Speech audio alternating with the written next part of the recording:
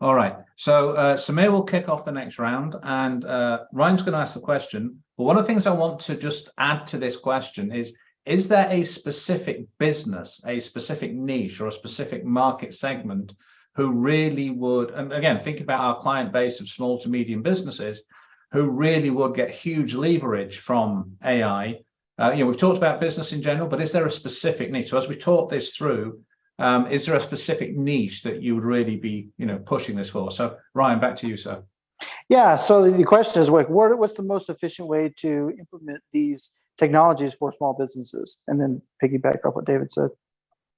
Right. So actually, it's a two-part question, right? The first question, to answer your question, Ryan, to implement these technologies, first people need to understand what are their requirements, right?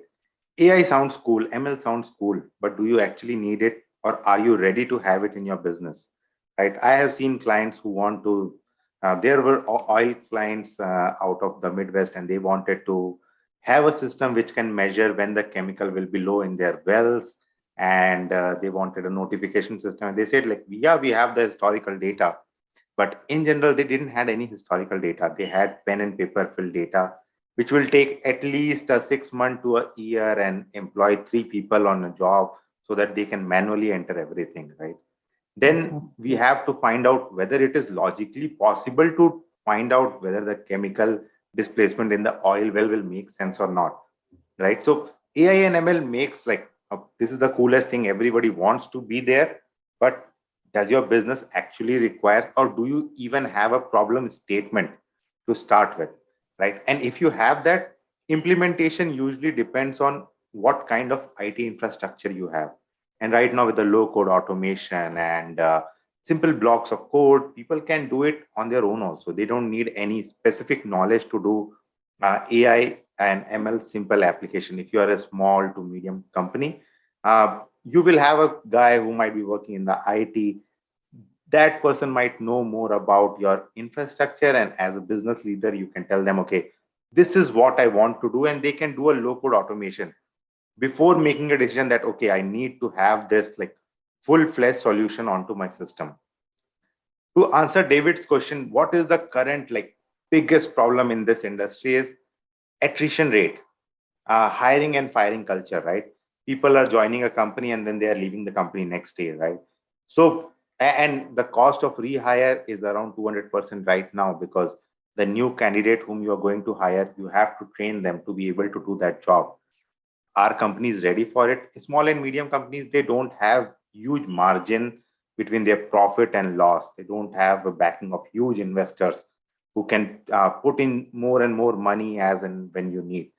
So the problem is the best application of AI and ML, which we have seen in the recent past, is knowing your people based on the AI and ML configuration and understanding what are the requirements of your employees so that you can nurture them better, you can hire them better, and at the end manage them better so that you can retain them, right? The problem is we always think of, let's do the retention, but we never think that, are we hiring the right person, or are we creating a culture where the right person can sit in and stay for a long time? And this is what you can get with the AI and ML. And there are various tools which are out there which can tell you, okay, this is your company culture. This is how that person looks in. Whether they fit with each other or not, that's what you need to find. And that's what the biggest problem is in the industry right now. Okay. So using AI to enhance the human condition, not to replace the human condition. Yeah. Okay. Never thought about that. Okay. Alex, are you going to take us into Terminator territory, or are you going to be all soft and fluffy again? We're going to be soft and fluffy with maybe a little bit of that. But I think at the end of the day, think about 10x productivity or a tenth of the cost. So I was in an interview once with Fetch Robotics, and they asked about some of the robotic stuff I worked on, and $200,000 is what you must have done it for. I'm like, $20,000, right? So if you use some of these AI tool sets and crowdsourcing and gig economy type of mindset, you can pull people all over the world who want to develop and work on cool stuff.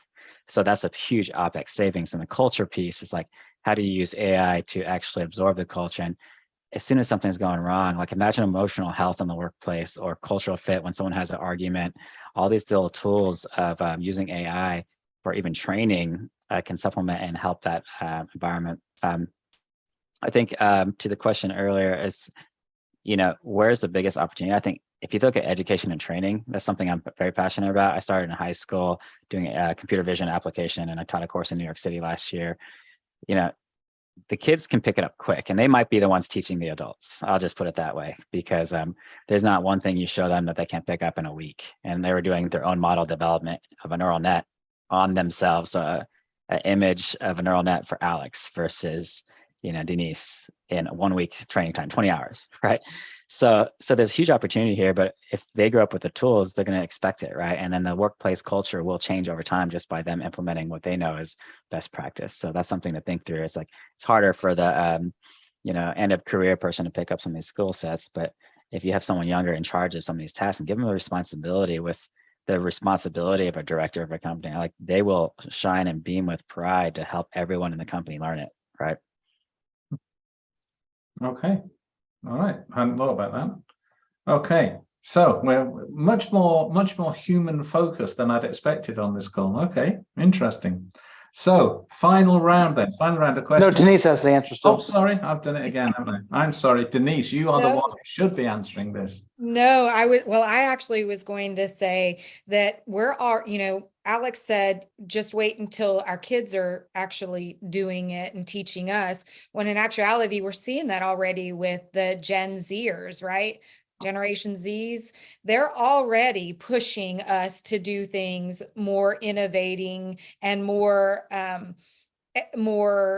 intelligent than we've ever seen before, because they've come on board, already been in the electronic world. And so they are already starting to evolve what skill sets and jobs look like 3 to 5 years down the road. And as they do that, yes, we do need to continue to educate. And we, as the older generation, need to also take an interest in educating ourselves so that we are relevant in the next 3 to 5 years. Because I do believe with Samir that a lot of this stuff is here, but along with Alex, I think there are things that we still could improve upon that we're going to see that are going to make a difference. Like if we take it back just to voice virtual assistants. I mean, pretty soon you'll have people that can, or voice assistants who can actually coach someone when they onboard. So they can go through the training with them and do all of the training with them. I mean, it's going to be really, really cool. But unless we, as the older generation, start to adopt it, then we're going to be left behind. And so I think, again, the businesses are really any business. I do agree that you have to have the business, the problem statement, as Samir said, but the problem statement could be as simple as you just can't nurture a lead or nurture a client. That's when you probably need some sort of solution, whether it's just an automation solution or a true AI powered solution. Okay, thank you.